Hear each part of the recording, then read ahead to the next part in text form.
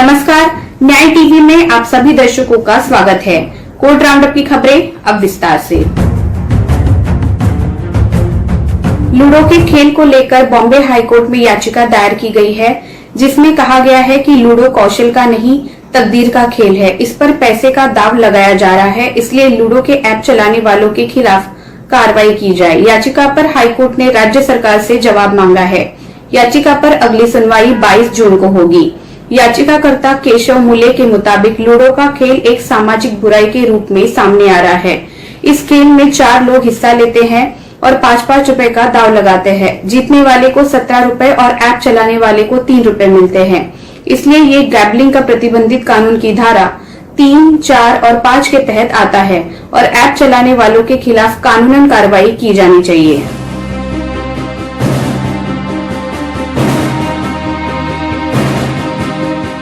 मुंबई के रहने वाले याचिकाकर्ता ने बताया कि उन्होंने बॉम्बे हाईकोर्ट का दरवाजा खटखटाने से पहले निचली अदालत में अर्जी दायर की थी।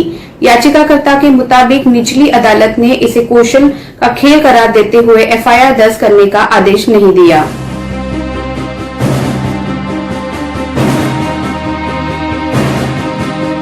मध्य प्रदेश हाईकोर्ट ने शुक्रवार को राज्य में जूनियर डॉक्टर्स एसोसिएशन JUDA की हड़ताल को अवैध घोषित करते हुए कहा कि उन्होंने अपनी मांगों के लिए दबाव बनाने का बहुत ही अनुचित समय चुना है।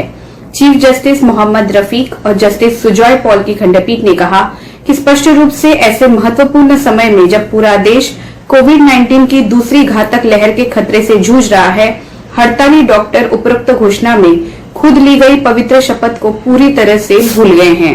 मामला याचिकाकर्ता शैलेंद्र सिंह ने उच्च न्यायालय के समक्ष प्रार्थना की थी कि पूरे मध्य प्रदेश राज्य में सरकारी मेडिकल कॉलेजों के जूनियर डॉक्टर्स एसोसिएशन संक्षेप में जूडा के सदस्यों को हड़ताल जारी रखने से रोका जाना चाहिए।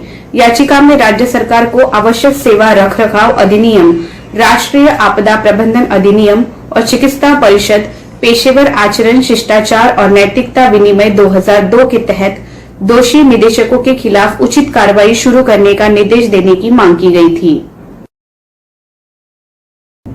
गाजियाबाद के इंदिरापुरम के शक्ति खंड 3 में एक संपत्ति पर करीब 23 बैंकों से धोखाधड़ी कर लोन लेने का मामला सामने आया है। नोएडा सेक्टर 126 स्थित Shivalik mercantile cooperative bank limited ने इंदिरापुरम थाना पुलिस में 2 आरोपियों के खिलाफ गुरुवार को रिपोर्ट दर्ज कराई है। बैंक की ओर से दर्ज कराई गई रिपोर्ट में आरोप है कि शक्ति खंड 3 निवासी उमेश कुमार ने वर्ष 2012 में अपने फ्लैट समेत भोपुरा स्थित एक संपत्ति के आधार पर बैंक से 85 लाख रुपए का लोन लिया था।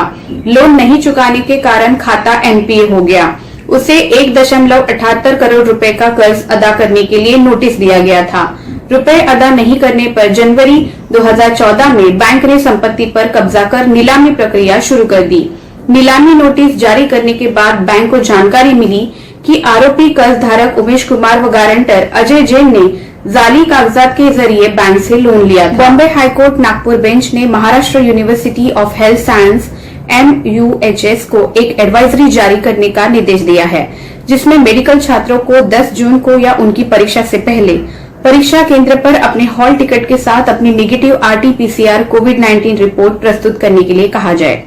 न्यायमूर्ति अविनाश घरोटे की एकल पीठ ने स्पष्ट किया है कि किसी भी छात्र को 10 जून से पहले स्वयं को टेस्ट कराने में असमर्थ रहने के कारण परीक्षा में बैठने से नहीं रोका जाना चाहिए। इसके बजाय परीक्षक छात्रों को अगली तारीख या अधिमानत 15 जून से पहले टेस्ट करवाने के लिए कहे। कोर्ट ने आदेश सुनाते हुए कहा कि ये कहने की जरूरत नहीं है कि अगर रिपोर्ट पॉजिटिव पाई जाती है तो परीक्षार्थी परीक्षा देने की स्थिति में नहीं होगा।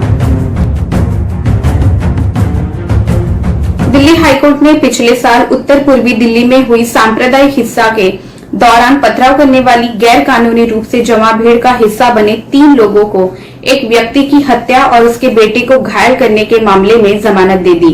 हाईकोर्ट ने आरोपी शबीर अली मेहताब और रईस अहमद को 25-25 हजार रुपए के निजी मुचलके और इतनी ही राशि की जमानत पर रिहा करने का निर्देश दिया। जस्टिस मुक्ता गुप्ता ने कहा कि जमानत अर्जी में मुद्दा ये था कि क्या याचिकाकर्ता गैर कानूनी रूप से जमा उस भीड़ का हिस्सा थे जिसने अपना मकसद पूरा करने के लिए फरवरी 2020 में उत्तर पूर्वी दिल्ली की ब्रह्मपुरी गली में नितिन कुमार और उसके पिता विनोद कुमार को निशाना बनाया था। घटना में नितिन घायल हो गया और उसके पिता की मौत हो गई।